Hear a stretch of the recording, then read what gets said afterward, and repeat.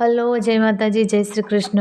મિત્રો, આજની વાર્તા શરૂ કરીએ પહેલાં જો તમને વિડીયો પસંદ આવે તો લાઇક અને શેર કરી દેજો. ચેનલ પર નવા હોય તો સબસ્ક્રાઈબ કરી દેજો. ચલો શરૂ કરીએ આજની વાર્તા. માँ की दुआ कभी खाली नहीं जाती, माँ की बात कभी टाली नहीं जाती. બા, આ શું ગાંડપણ માંડ્યું છે? આટલા બધા વ્રતો તું ક્યાંથી શોધી લાવે છે? 365 દિવસમાંથી લગભગ 200-250 દિવસ તો એકટાણા ને ઉપવાસમાં જાય છે. આમાં ને આમાં તું તારું શરીર ખલાસ કરી નાખીશ. તને કોણે કહ્યું કે વ્રત રાખવાથી ભગવાન રાજી થાય છે? કિશોર વયના પ્રફુલ્લે માતાને જરાક ઉગ્ર અવાજમાં પૂછી લીધું. એનો ગુસ્સો સાવ ખોટો ન હતો. હસુમતી બહેન માટે કેલેન્ડરના પાને પાને પર્વ સમાયેલું હતું. એમને મન દરેક સ્થિતિ એક તહેવાર હતો. પ્રફુલ્લ નાનો હતો ત્યારથી આ બધું જોતો આવ્યો હતો. હસુમતી બહેન આખો દિવસ ઘરનું કામ કરે. સંયુક્ત પરિવારમાં જેઠ જેઠાણી, એમના સંતાનો, સાસુ સસરા અને પોતાના બાળકોને જીવની જેમ સાચવે. લાખવડ જેવા નાના ગામમાં નોકર ચાકર રાખવાનું તો સપનુંય જોવાય ન જોવાય. એમાં આટલા બધા દિવસો ભૂખ્યા રહેવાનું. પ્રફુલ્લ સમજતો થયો. શાળામાં વિજ્ઞાન ભણતો થયો. એ પછી એને બાની તબિયતની ચિંતા થવા લાગી. અકળાઈને એણે ભગવાનને પણ લપેટમાં લઈ લીધા. હસુમતી બહેન કોચવાઈ ગયા. બેટા, ભગવાન માટે આવું ન બોલાય. એને ન ગમે તો ભગવાન માટે એકટાણા ઉપવાસ કરાય, એ બધું એને ગમે? પ્રફુલ્લ હજુય આક્રોશમાં જ હતો. મા બીજું શું કરે? હસુબેન ચૂપ થઈ ગયા. મનોમન ભગવાનને વિનવવા માંડ્યા. હે ઈશ્વર, તું તો કરુણાનો સાગર છો, દયાનિધિ છો. છોરું કછોરું થાય પણ માવતર કમાવતર ન થાય. મારા મોટાના બોલ્યા તરફ ન જોતો. એ હજુ અણસમજુ છે. એને માફ કરી દેજે. એણે આવું કર્યું એના પશ્ચાતાપ માટે હું આવતીકાલે નકોરડો ઉપવાસ કરીશ. બીજા દિવસે નકોરડો ઉપવાસ કરતી બાને જોઈને પ્રફુલ્લનો ક્રોધ વધારે ભભૂકી ઉઠ્યો. આ વખતે હસુબેનને દલીલ કરવાને બદલે એક જ વાક્યમાં વાત પૂરી કરી લીધી. બેટા, તારે ભગવાનમાં માનવું હોય તો માનજે, ન માનવું હોય તો ન માનતો. હું તો ભગવાનમાં માનું છું અને મારા છેલ્લા શ્વાસ સુધી માનતી રહીશ. હસુબેનના પતિ અરુણભાઈ મલેરિયા ઇન્સ્પેક્ટર. 4 દીકરાઓનો ઉજળો વસ્તાર. ચારેયમાં સૌથી મોટો પ્રફુલ્લ. આમ તો પ્રફુલ્લને પણ ઈશ્વરના અસ્તિત્વમાં શ્રદ્ધા ખરી, પણ એની વિચારસરણી વિજ્ઞાનની. એ કહેતો, હું ઈશ્વરને માનું છું પણ એની આંધળી ભક્તિ કરવામાં નથી માનતો.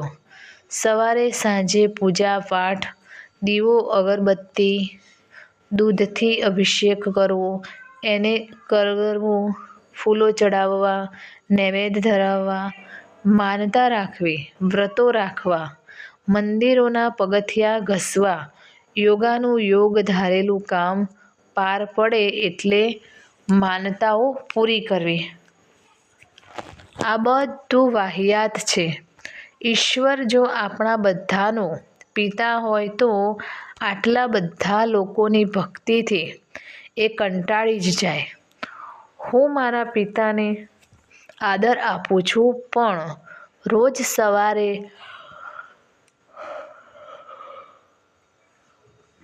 ઉઠીને પૂજાની થાળી લઈને એમની આરતી ઉતારવાનું શરૂ કરું તો એ જ મને મેન્ટલ હોસ્પિટલમાં લઈ જાય.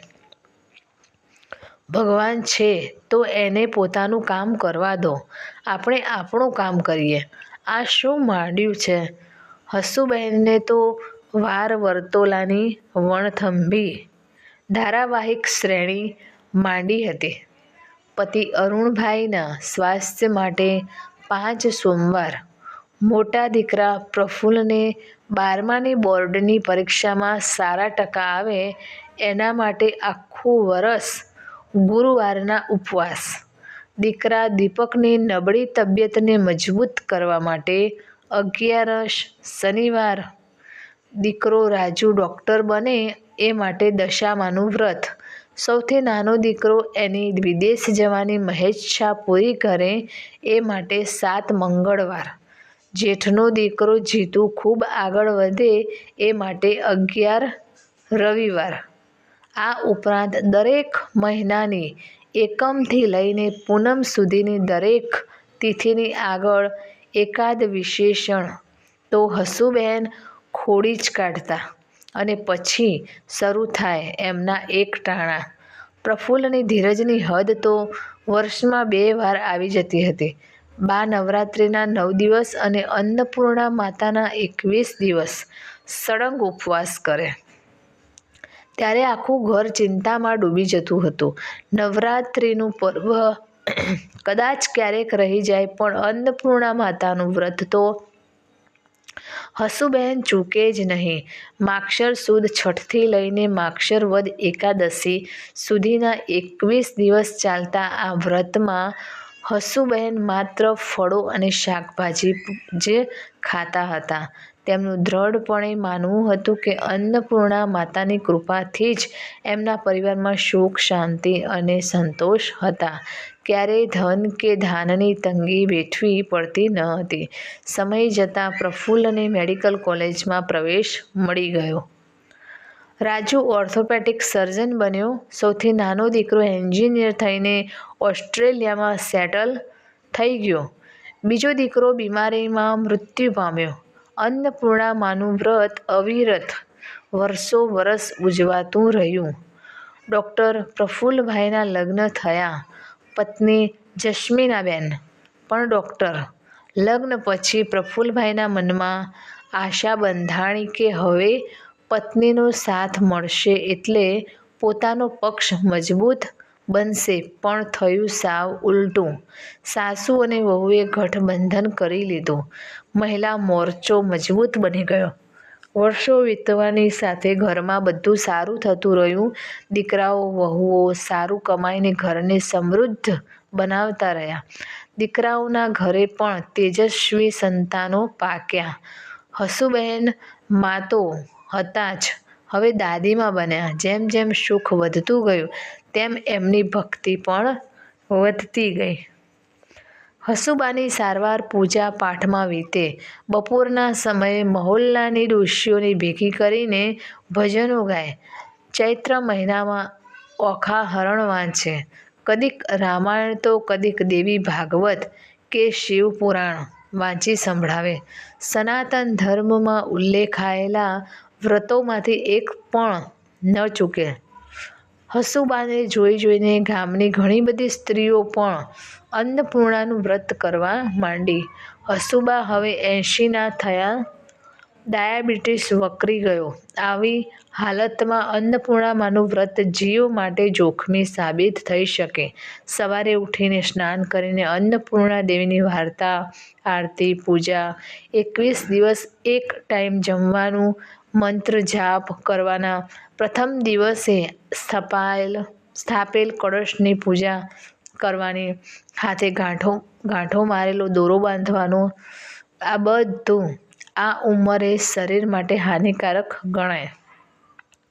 હસુબાને ચક્કર આવી જતા હતા પણ એ દ્રઢપણે માનતા હતા કે ઘરમાં જે સુખ, શાંતિ, ધન, આરોગ્ય, સંપ વગેરે છે તે બધું આ વ્રતના લીધે જ છે. ડૉક્ટર પ્રફુલ્લભાઈએ અને એમના પત્ની ડૉક્ટર જાસ્મીનબેન હસુબહેનને સમજાવવા બેઠા. બા હવે બસ કરો. તમે પરિવાર માટે ખૂબ ભક્તિ કરી. હવે શાંતિથી જીવો. તમારી સારવાર કરતા ડાયાબિટીસના નિષ્ણાત ડૉક્ટરે પણ તમને એકટાણા કરવાની મનાઈ ફરમાવી છે. તમારું બ્લડ શુગર લેવલ અચાનક વધી કે ઘટી જાય છે. તમે ગમે તે ક્ષણે કોમામાં જઈ શકો છો. અમે હાથ જોડીને તમને વિનંતી કરીએ છીએ કે હસુબાએ દીકરા વહુને અટકાવી દીધા. આપણા જીતુનો દીકરો હાર્દિક પરણાવવા જેવડો થયો છે. એનું સારી જગ્યાએ ગોઠવાઈ જાય એટલે હું જગ જીતી એવું માની લઈશ. એ પછી હું એકટાણા નહીં કરું. બસ દીકરો વહુ સમજી ગયા કે હસુબા ક્યારેય વ્રત છોડવાના નથી. હાર્દિક એટલે એમના જેઠના દીકરાનો દીકરો. એનું લગ્ન થઈ જાય એ પછી બીજા કારણો ઊભા થવાના જ છે. વહુ ડૉક્ટર જાસ્મીનબાઈને સમજાવ્યા, બા, હાર્દિક માટે હું વ્રત કરું છું એ નહીં ચાલે. તું તો 10 વર્ષથી મારી સાથે અન્નપૂર્ણા માતાનું વ્રત કરે જ છે ને બેટા. મારા વતીનું વ્રત કોણ કરશે? હસુબા પોતાની જીદ પર અડગ હતા. અચાનક ડૉક્ટર પ્રફુલ્લભાઈને શું સૂઝ્યું એ બોલી ગયા, બા, આ વર્ષે તમારા વતી તમારું વ્રત હું કરીશ. ઓરડામાં હાજર બંને સ્ત્રીઓના મુખેથી સરી પડ્યું. બાએ કહ્યું, બેટા, તે જિંદગીમાં ક્યારેય એકટાણું પણ કર્યું નથી. તારાથી 21 દિવસ ભૂખ્યા નહીં રહેવાય. અને તને તો પૂજા વિધિ પણ આવડતી નથી. ડૉક્ટર પ્રફુલ્લભાઈ બાના પગ સામે બેસી ગયા. બા, તમે આખી જિંદગી અમારા સુખ માટે ઉપવાસ એકટાણા કર્યા છે. હવે મારો વારો છે. હું તમારો પ્રાણ બચાવવા માટે 21 તો શું 42 દિવસ ભૂખ્યો રહેવા તૈયાર છું. રહી વાત વિધિની, તો તમારી વહુ મને કહેશે તે પ્રમાણે હું પણ વિધિ કરીશ. હવે કંઈ બાકી રહી જાય છે? મંત્ર જાપ બાકી રહે છે. હસુબા મલક્યું રહ્યા. એ હું કરીશ. પથારીમાં સૂતા સૂતા મંત્ર જાપ કરવાથી મારો ડાયાબિટીસ વધી નહીં જાય. 80 વર્ષના હસુબાની આંખોમાં ભક્તિનું તેજ ચમકી રહ્યું. તો મિત્રો, આ કહાની તમને કેવી લાગી તે કોમેન્ટ કરીને જરૂર જણાવશો. અને વિડીયો પસંદ આવ્યો હોય તો લાઈક અને શેર કરજો. તથા ચેનલ પર નવા હોય તો ચેનલને સબસ્ક્રાઈબ જરૂરથી કરજો. ફરી મળીશું એક નવા વિડીયો સાથે. નમસ્તે. જય માતાજી. જય શ્રી કૃષ્ણ. હર હર મહાદેવ. Thanks for watching.